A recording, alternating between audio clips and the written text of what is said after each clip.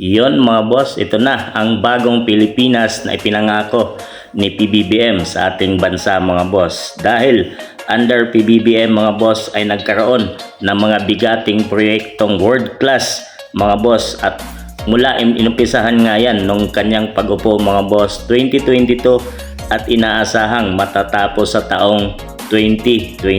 So matatapos na ang term ni PBBM dyan mga boss, pero ito yung kanyang mga bigating proyekto dahil sa taong 2029 ay mapapabilang ang ating bansa sa trillion-dollar economy mga boss dahil sa mga bigating proyekto na ito. Ito nga, isa na dito ay ang Metro Manila Subway mga boss na itinatag noong 2022 at matatapos nga sa 2029. Isa itong underground railway system, napapabilang na ang ating bansang Pilipinas sa mga Asia mga boss na mayroong ganito. So ito din ay ginawa ni PBBM ang New Manila International Airport mga boss sa Bulacan at ang Bataan Cavite Interlink Bridge mga boss. So ito ating tunghayan ang mga proyektong magpapaunlad sa ating bansang Pilipinas under PBBM mga boss at matatapos sa 2029.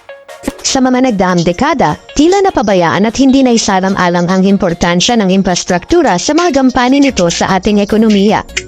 Ilang dekada na rin tayong nagtitiis sa mga walang konkretong plano at walang direksyong mga proyektong pang-infrastruktura sa ating bansa.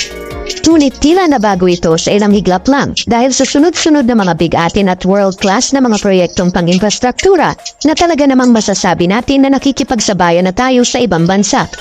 Dahil dito, ang taong 2029 ay isa sa pinaka-exciting na taon sa kasaysayan ng Pilipinas dahil sa ilang mga bigating proyekto ang matatapos at magbubukas sa taong ito.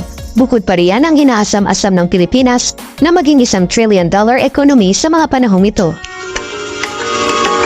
Narito ang mga dahilan kung bakit kaabang-abang ang taong 2029 para sa Pilipinas.